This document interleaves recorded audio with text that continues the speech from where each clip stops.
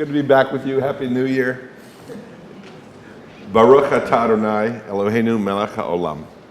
Asher kitshanu b'tzavat tzivanu la'asok b'divrei Torah. We thank you, God, for providing us texts that provide our lives with meaning and through which we can see our own experience of you and the world around us. Amen. It's been a little while. To recap, we've been stuck in Pharaoh's house for a while, about a month. And that is the Moses and Aaron were with Pharaoh interceding on behalf of the people, the Israelites, the Hebrews, who were slaves in Egypt. And 9 different plagues or mighty acts have occurred with increasing frequency or severity. And finally, the 10th plague was what? You remember? The Passover. So the firstborn in Egypt, humans, animals, but not Jews or Israelites, everybody's killed. Great wailing goes up in the whole land. And as Yahweh said, the people of Egypt will not only let you go, they will make you go away, and they will give you silver and gold and clothing as a type of bribe. Just take our stuff and get out of town. And that happened. Then there's some readings about directions for keeping the Passover feast. And while it's very interesting if you're into books on etiquette and rules, we're going to skip over some of that. Is that fair to do? Totally. And move on to the action scene in chapter 14. Then the Lord said to Moses, just like that. Let me put it down. Tell the Israelites to turn back. Just let me interrupt this line of thought. If you're running away from the bad guy or a whole army of bad guys, and you're moving in this direction and they're over there or wherever they are, you're moving in the opposite direction, and the Lord says to Moses, tell the people to turn back. That's not the logical path to follow. Just note that. Tell the Israelites to turn back and camp in front. How do you say this word so I get it properly? What's the word? Pi-ha-iroth. First line. Oh, sorry. You don't have that. I don't have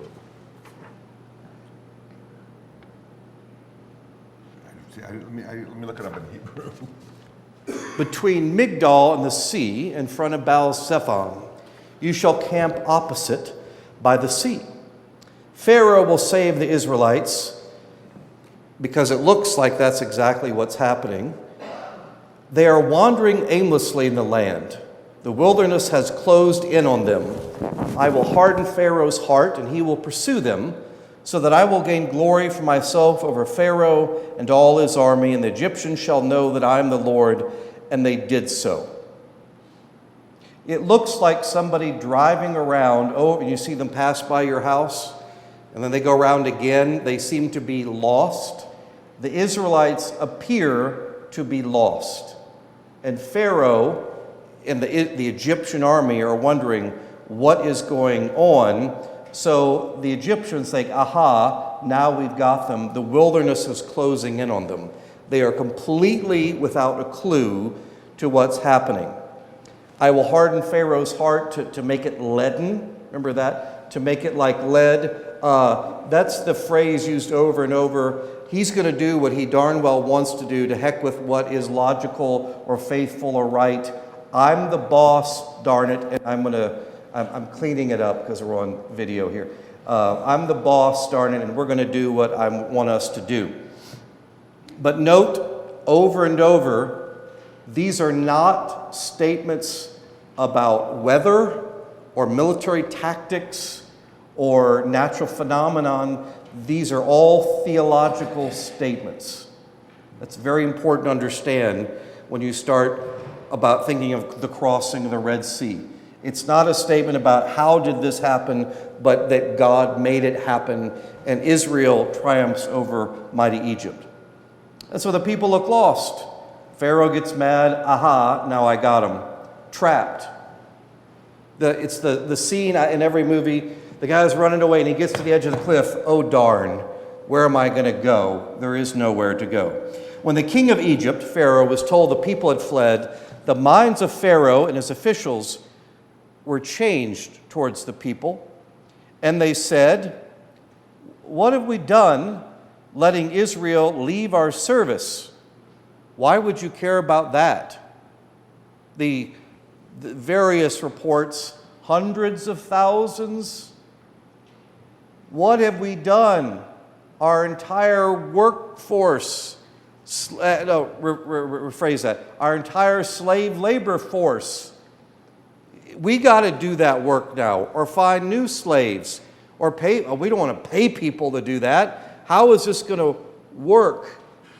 Oh gosh, made a mistake.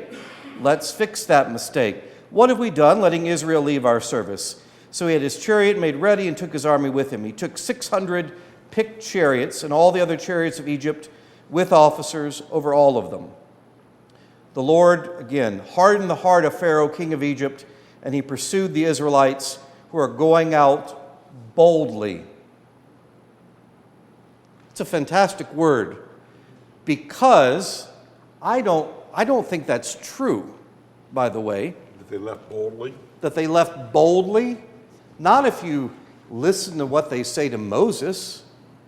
Not if you read the story a little bit further. There's nothing bold about their departure. They run away, and they may be bold at the moment that they're leaving, but they don't come off as bold at all through the rest of the story, pretty much entire book of Exodus. The Egyptians pursued these bold, running away Israelites, all Pharaoh's horses and chariots, his chariot drivers and his army. They overtook them, camped by the sea. So again, you're against a wall of water. Jeffrey? Just thinking of remembering the times that I ran away. And it starts out bold. But eventually, you realize that... As a kid, you mean? Where am I Or going to go? was this recently? I don't know. No, I haven't run away from home in a long time. But If you ran away from home, there is a sense of adventure right when you start. I mean, I did this a couple times as a kid.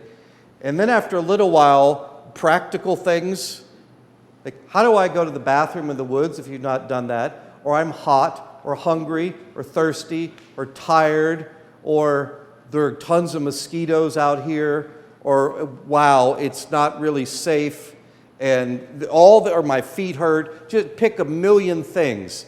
And imagine those complaints time however many thousands of people there are. And you know how it is. People complain and they grumble, and then, oh, well, you think you got it bad. Well, we got it much worse over here in my side of the tracks. And it goes on and on. You're going to say something? I was going to say that I want us not to gloss over what the distinction Jonathan made when we began, which is to is to appreciate that there are a number of ways to read this text.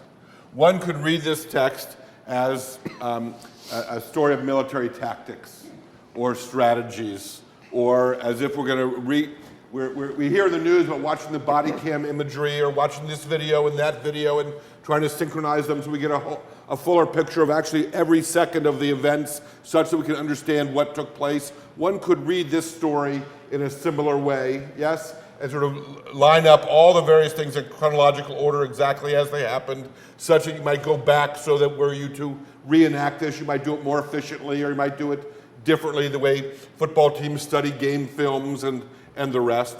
We could read it to understand linguistically how it was written or what it was that the author was intending to describe, such that we have a phrase, for instance, in translation, that God hardens Pharaoh's heart.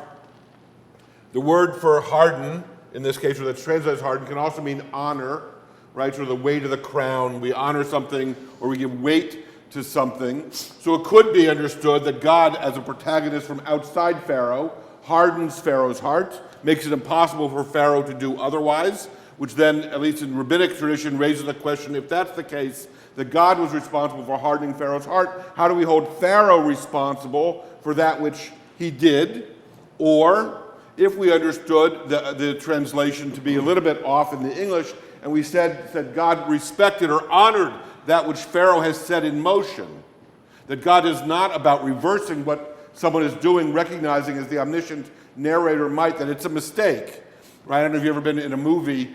It's been a long time since maybe some of us have been in a movie theater with lots of others. Some folks will scream at the screen, "Don't do it! He's no good for you! Watch out!" You know, that kind of thing. Right? Where we want to give someone warning, or we have to respect the fact that Pharaoh set something in motion, or he's set his heart on something, or he's determined to do something, or we get good at what we practice. So if you're a deceiver, or if you're a strong man, or if you're a hothead, well, then that tends to sort of gain momentum as you go along, and there's no way to stop how that's happening. We could look at it linguistically, right?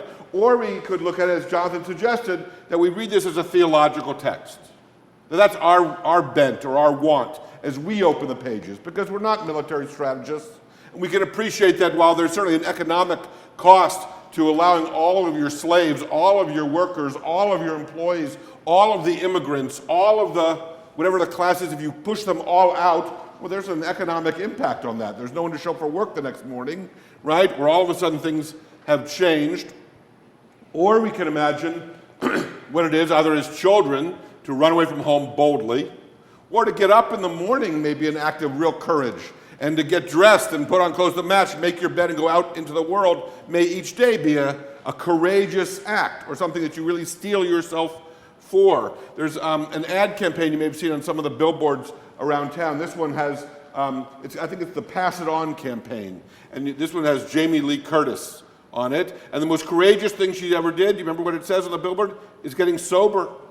Well, that's a challenge. Every day, one day at a time. That's the language we use to describe that process. Not an easy one, not something you decided a few weeks ago or yesterday even that necessarily puts you on the path today. You have to courageously, boldly make that decision to keep moving in that direction.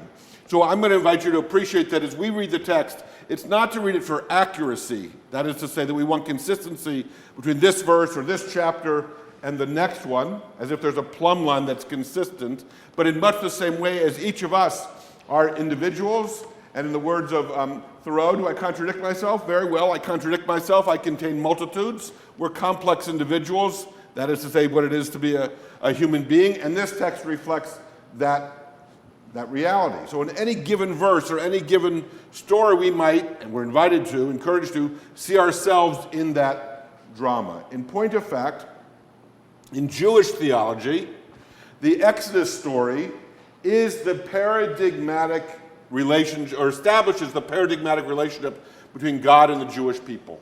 Prior to the Exodus, God's calling card, if you will, or the authority by which God does anything in the world that's meaningful or relevant to us, is that God created the world.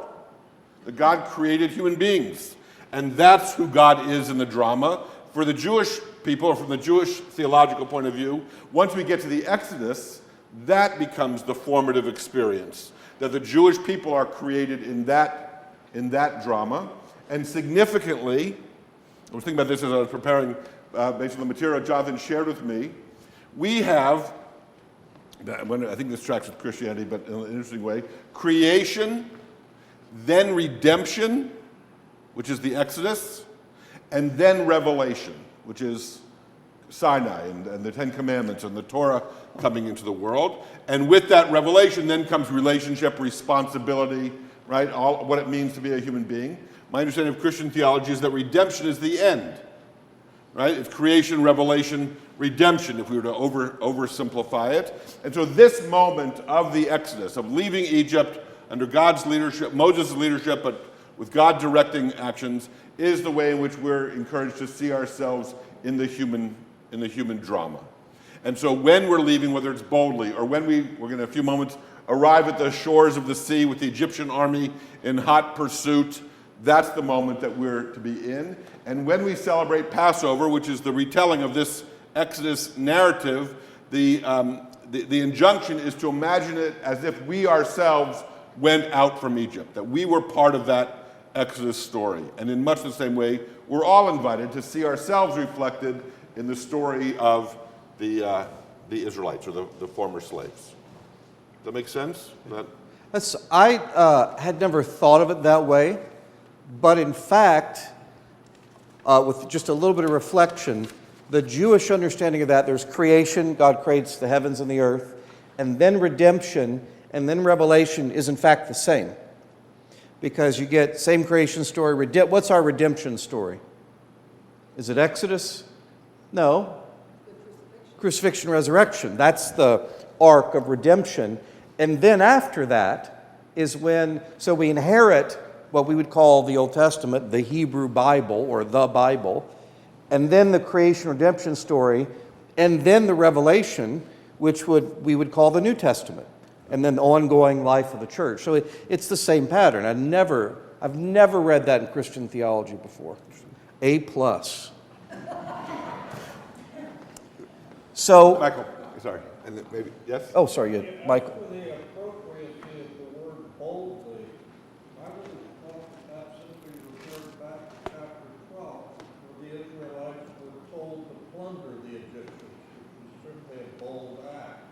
And that's to the perspective of Pharaoh. They have been plundered. They have been robbed.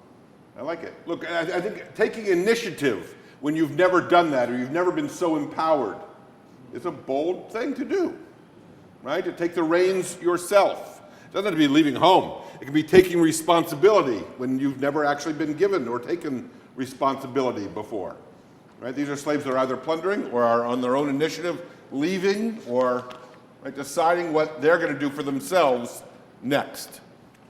It's leaving innocence, isn't it? Or it's leaving the protective cocoon of parents making decisions for you, or of sublimating yourself to someone else's authority or power. And stepping into that breach, dear friends, is the challenge. Right? How many chariots are chasing, Egyptian chariots are chasing the Israelites? 600. All of them. All of them. All of their tanks and artillery. I learned quite a bit on this. Horses were introduced to Egypt in 1700 BC. And this was a revelation. It's essentially gaining a massive new technology advance on the cultures around them. And they very quickly developed a breeding program, the Pharaoh and hierarchy did, and realized how successful this would be for just pulling weight for warfare.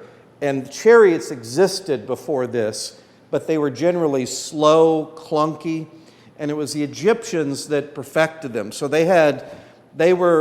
Egypt was the apex predator of that area and developed the best weapon of that area, which was their chariot.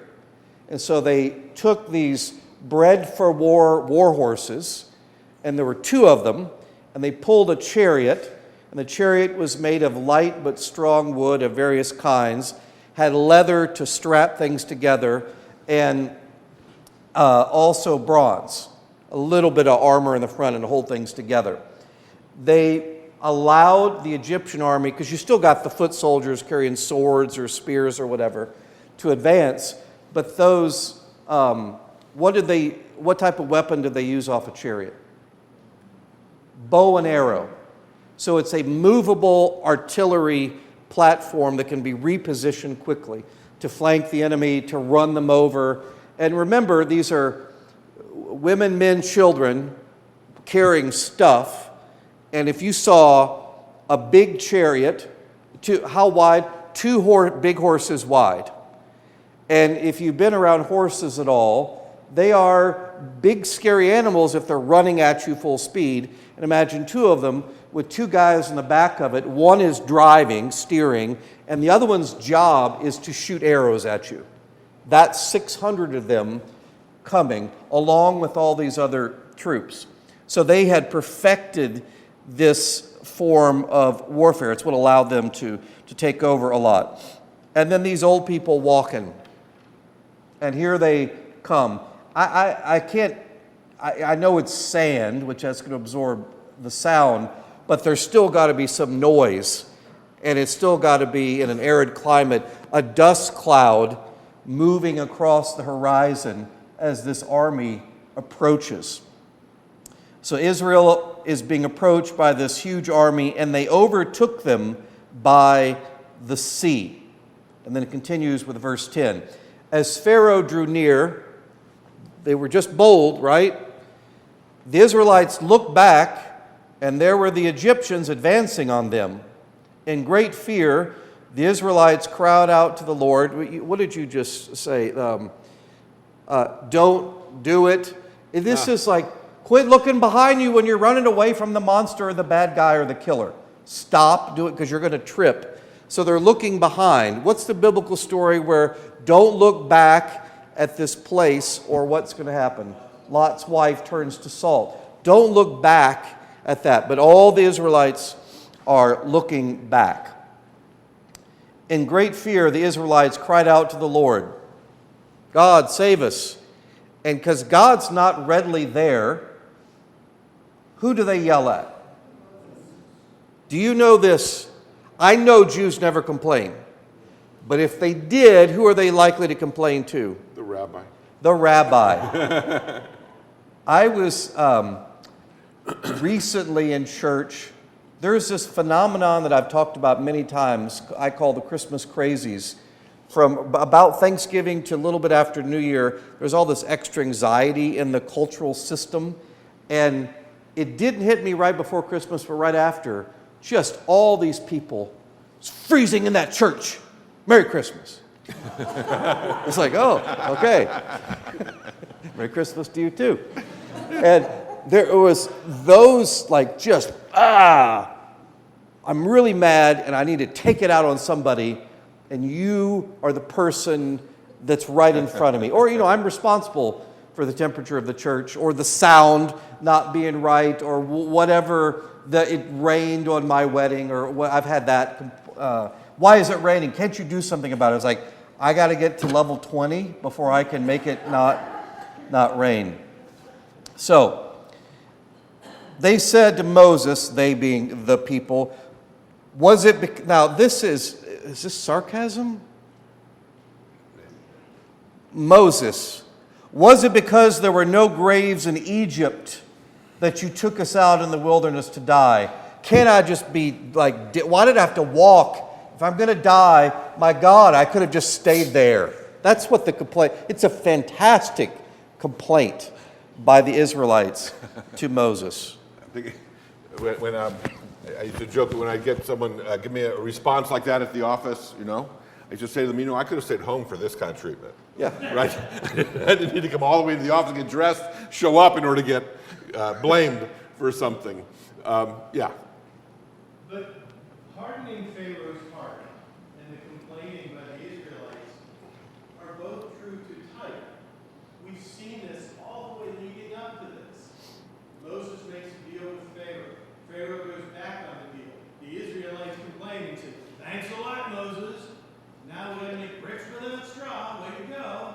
Right. This is just true to type. It's a continuation of the story as I see it. It's nothing different going on here. That's right. That's why I brought out the term boldly is different than what's been happening over and over and over. It's like, it's remarkably consistent with the way the Pharaoh acts, Moses and Aaron act, which are kind of a unit, and then the people acting. But remember, God is the main actor, the protagonist in this story. That's when we say, think of this as a theological story. That's the point, what Yahweh is doing in the midst of all this. Was it because there were no graves in Egypt that you've taken us to die in the wilderness? What have you done to us, bringing us out of Egypt? Well, what's the rational answer to that question? What have you done to us, bringing us out of Egypt? I freed you from slavery. The end of that argument, I win. I freed you from slavery. No, you've killed us. That's what they're saying. Is this not the very thing we told you in Egypt? Let me interpret.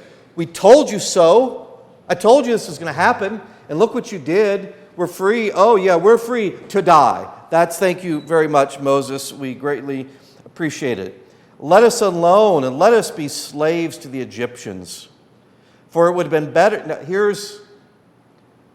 why did it take 40 years, figuratively, for the Israelites wandering in the desert when it's really not a very big desert at all? Why did it take so long? Because you remember, 400 or so years they were slaves in Egypt. And again, I will ask Rabbi, how many Israelites who left Egypt made it into the Promised Land?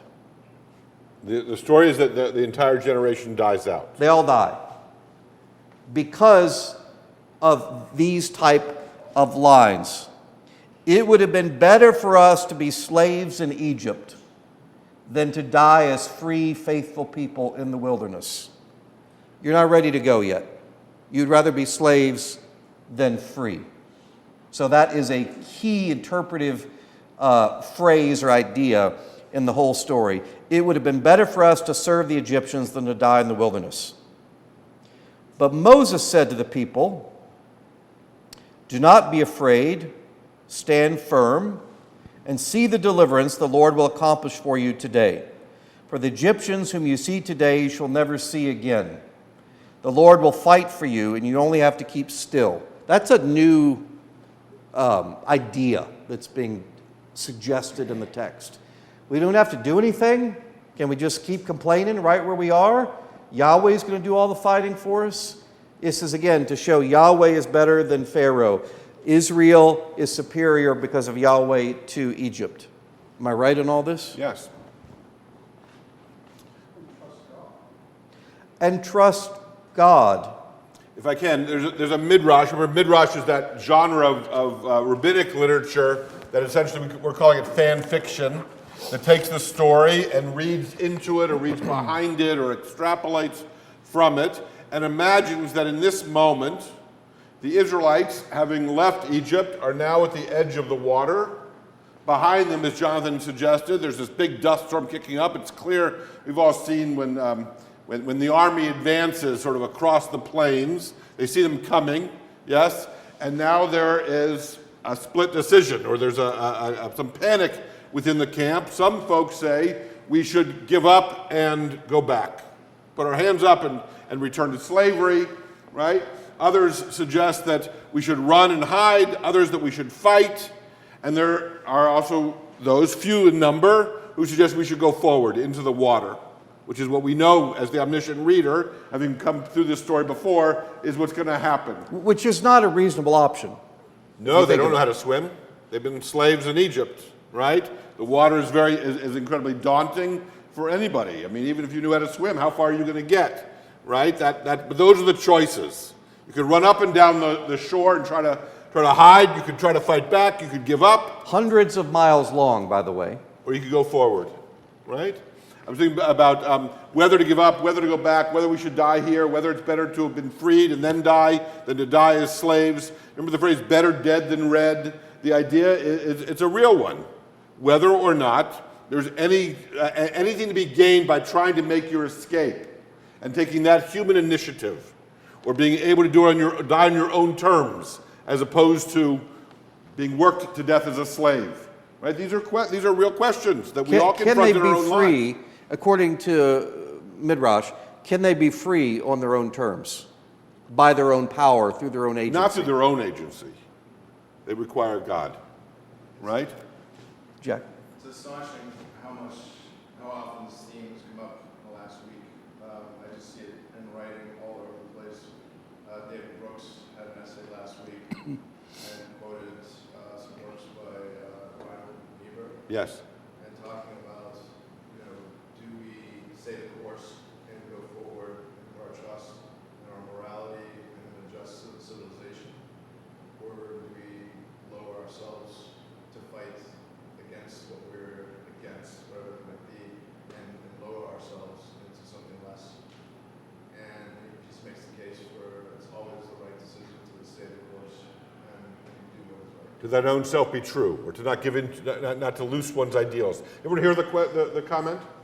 Yeah. Repeat it for the. So for our friends watching at home, the comment was made that this conversation, at least, was taken up in the last week by David Brooks in a column. He was quoting Reinhold Niebuhr about whether or not the better option is to be true to your own ideals, even in the face of of an increasingly coarsening culture, or whether we should participate in it. Is that fair? I mean, it can be distilled down between, if you will, this is again not meant to be political at all, other than to just sort of name the positions. When Michelle Obama suggested, when they go low, we go high, or we don't give in, we don't capitulate, we maintain our own sense of ideals, or as Gavin Newsom did when the redistricting I think it was in Texas was proposed, that we should do the same thing in California. We have to play by the same rules, or we can't afford to hold true to our ideals if it's going to mean in the world of realpolitik that we're going to lose elections. And so the question is, do we lower ourselves to where the level at which the game is being played, if you will, or do we hold ourselves to a higher standard because we are true to this tradition, or this is what God expects of us in spite of what the world around us seems to be pulling us towards? Is that fair?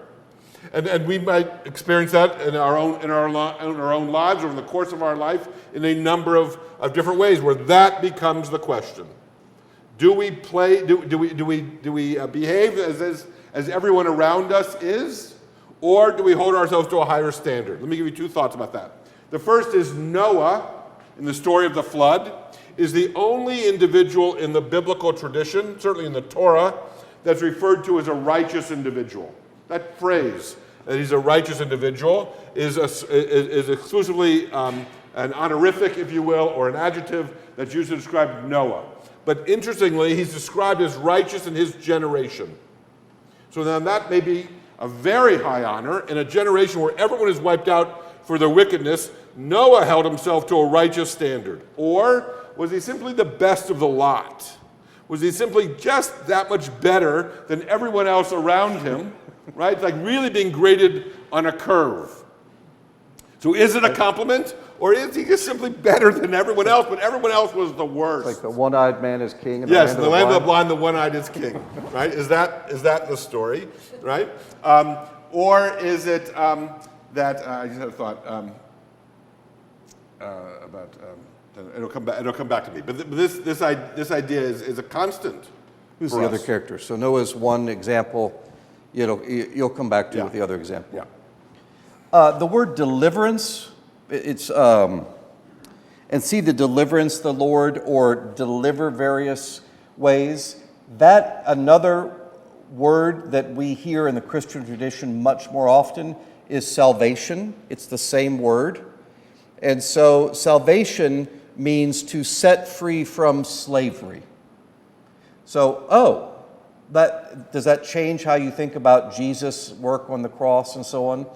To set us free from the bondage of sin and death. That's the same idea. A lot of the ideas, most in fact, of Christian ideas of salvation have Jewish precedents, from the idea of Jesus as the Passover lamb sacrificed for us for the sins of the world is directly based on temple worship and sacrificing an animal, or this idea of salvation is delivering from slavery to freedom, very, very same. Do you remember yet? Not yet. Okay.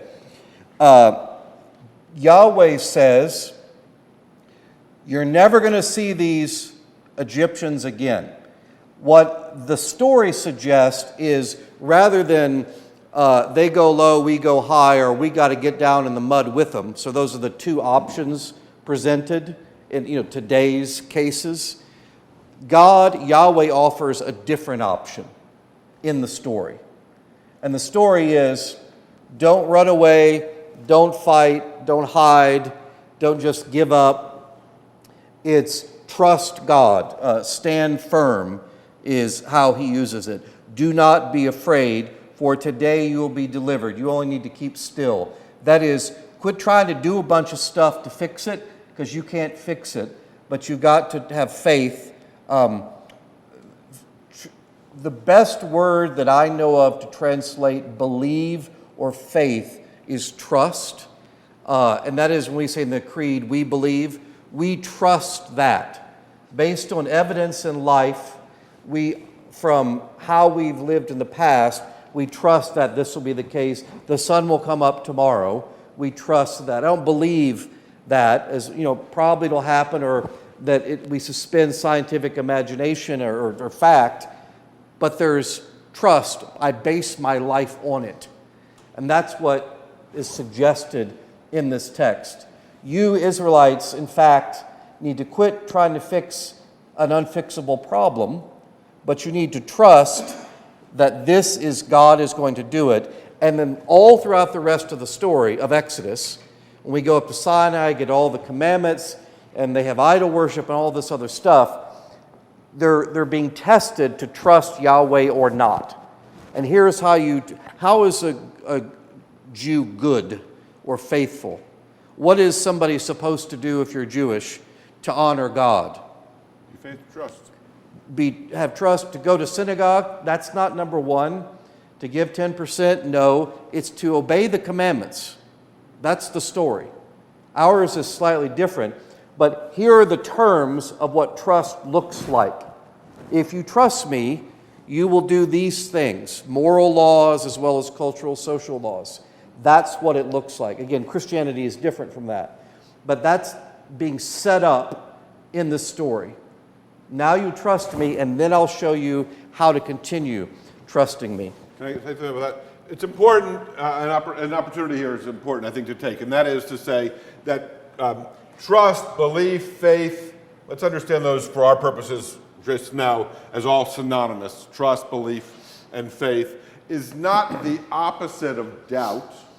In fact, I want to suggest to you that doubt is a precondition for trust, belief, and faith. The opposite of trust, belief, and faith, if you will, is certitude, is being certain. Oh, not according to Christianity. No, say more. Fear. The opposite of faith, trust, in the New Testament is fear, not certitude, not doubt. And I think that's a difference of the traditions. Yeah. Because, and we haven't even gotten there yet, what is the controlling emotion of the Israelites all throughout the story? Fear. I would say there are a bunch of them, but that's number one. And if you make people really afraid, then what can you do to them? The answer is anything you want. You control them. Now, think about that in the current context, either in America or anywhere in the world, that when you're bombarded with messages of every type of physical illness or mental illness or war or plague or economic stuff, pick whatever you want. It's a lot of fear being pushed. And in this narrative, all the Israelites are afraid almost all the time. And what's the descriptive way? Well, I'll tell you, they're described as slaves. And that is in a literal sense, they are owned by Pharaoh, but it's also in a figurative sense, they have no personal agency. They can't think out of their slave mindset. Everything makes them afraid. The future, the present. I would have rather died back there rather than have to go out here. It's the fear of the unknown. All those things exist. So it's a literal and a figurative slavery that the Israelites have to get out of their system before they can enter the promised land. Are fear and certainty, though, highly related? I think they're related. When you're in a state of fear, you grab on to what you think is certain, right? Whereas if you're not in a state of fear, you're more open and receiving and potentially more giving.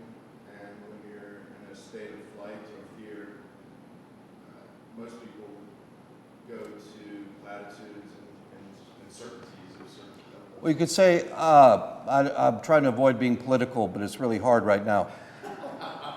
Fundamentalism, ideologically, theologically, is a direct response to fear and uncertainty. And the world is so crazy, I can't deal with it, So if I have a system that gives me all the answers, what I'm supposed to think or how I'm supposed to act or how I'm supposed to present to the world, I'm good because now I have a degree of certainty that's there. It fills the void of just it's too much to deal with. I do think that's where a lot of that, not all, but a lot of that arises. So are they related, fear and certitude? Certainty? Yes. But are they the same thing? I think fear is the bigger category and certainty is an aspect or directly related to that. Does anybody disagree or agree with that? Well, let me see if I can add to it. So I'm thinking of a teaching by a Hasidic rabbi named Rabbi Nachman of Bratslav, and he suggested that, I'll give you the Hebrew because it's fun, Kol ha'olam kulo gesher tsar ma'od v'ha'ikar lo lefached klal. It means the entire world is a very narrow bridge, and the most important thing is not to be overcome by fear. Sometimes it's translated as the whole world's a very narrow bridge, and the most important thing is not to be afraid. That's not realistic. If you've been on a very narrow bridge, or a very long bridge, or right, bridges are frightening places. You want to get over them as quickly, as safely as you can. And to imagine the entire world is this very narrow bridge. Fear is going to creep up. That's part of being a human being. Yes, in some ways it's part of being responsible. If you didn't drive with greater care when it's snowy or rainy, well, you're not taking things seriously, right? You should have a heightened sense of responsibility or of danger. If you don't feel that, then you're at real risk. But the idea is not to be overcome by it, or shouldn't become a paralyzing or crippling experience. When fear becomes overwhelming, Jonathan and I were talking about the way fear crept into, and then in many ways overtook parts of our society, if not the society entire, during the first months or year of the pandemic or so, and we gained an insight into truly how fear can change human brains and relationships. It gives us a sense of what it is to live in a real state of fear, a political state where fear is used as a weapon, and some might believe that's happening now. It can feel all-pervasive, much like over-preening confidence, yes, or certitude.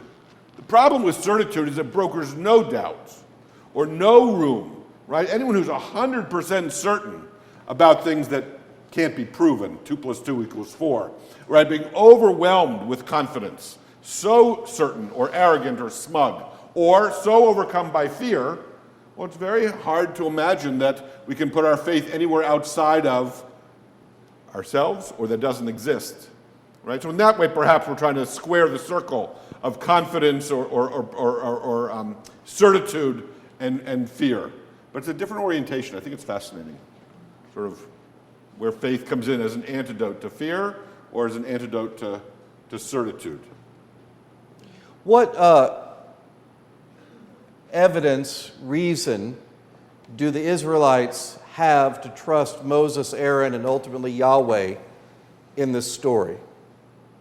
Because what's happened so far, they've been slaves for 400 years, so everybody's memory, yeah, we used to come from this other place, and our ancestors, Abraham, Isaac, Jacob, and so on, there was this God, and supposedly this God created the heavens and the earth, and he's awesome, but we haven't heard from him in 400 years.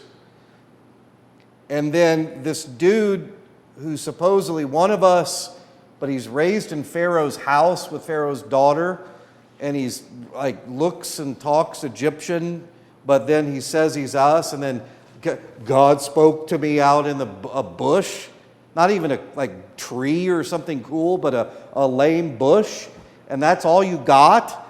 And then you kill the guy. Well, you kill the guy first, and then you ran away. That's who we're supposed to believe, and he's telling us all this stuff. And now, I mean, what evidence do the people have to trust Yahweh and Moses? It's pretty sketchy. So to a degree, I can understand their apprehension, but of course, they're not like. You could have had that a while ago. When you're already out there, there's no use complaining because the sea's right in front of you and the army's right behind you and you're stuck. And that's where they are. And the Lord's going to fight for us. Yeah, get fighting, God. Do something. Here they come. Then the Lord said to Moses, "Why do you cry out to me?" Because we're scared. That's why. Easy answer. Tell the Israelites to go forward. What's in front of them? Water. Now, there are various, is it the Sea of Reeds? Is it various translations? It's probably what we know as the Red Sea. How big is the Red Sea? Any idea? Couple 100 miles wide, 250, which is about the length of Israel. Is that right? Israel's tiny, relatively speaking. And it's salt water. I didn't know this until researching for this. There are tons of fish in the sea, which I knew, big fish. There are sharks all over the Red Sea, jellyfish, sea turtles, multiple types of whales, including sperm whales. This is, that's the Jonah story. That's so cool. This is essentially ocean that happens to be right there. How deep would you guess is the Red Sea in the middle? 10,000 feet deep. There's a trench down the middle of it. There's another part where it's less so, but most of it is hundreds and hundreds, if not 1,000 feet deep. The edges, of course, of any body water are pretty narrow. So when they're crossing, this isn't, probably this was just meant this other little, not the big one, but this other one, and the waters blew it back, and they walked. No, that really messes up the story. It's an ocean that is right in front of them. And so you're standing in front of this ocean, and you know that it's, by the way, there's a lot of great coral and diving if you ever wanted to go to the Red Sea. It's this humongous, insurmountable obstacle in your way. There's no way around it, through it, over it. You're dead. Your back is to the wall in this sense. Tell the Israelites to go forward. There's nowhere to go. We're all going to walk out on the water. But you lift up your staff, the one he turned into a snake. Pretty cool. Stretch out your hand over the sea and divide it, that the Israelites may go into the sea on dry ground. Then I will harden the hearts of the Egyptians, so they will go in after them. And I will gain glory for myself over Pharaoh and all his army, his chariots, his chariot drivers. And the Egyptians shall know that I am the Lord, have gained glory for myself. Yahweh is put that greater than Egypt. That's the symbol over and over and over. So imagine if Yahweh tells Moses this, like, turning my stick into a snake, that's cool, but this is dividing the ocean. That's a whole different thing. It reminds me of Empire Strikes Back. Luke can pick up little rocks with the Force, but then Yoda says, no, pick up the X-Wing, get it out of the swamp. Oh, no, that's way too big. What's Yahweh, sorry, not Yahweh, Yoda. What does Yoda tell him? Anybody remember? Well, you have to go look that up. He has to trust the Force, which is remarkably similar theologically to trusting Yahweh. And there's no try, just do. That's the idea. Moses, just do this. Is Moses doing it? No, it's Yahweh doing it through Moses' action. So we'll stop there, about to start verse 19. Anything you want to add, Rabbi? No, doing great. Thanks. Thank you all very much.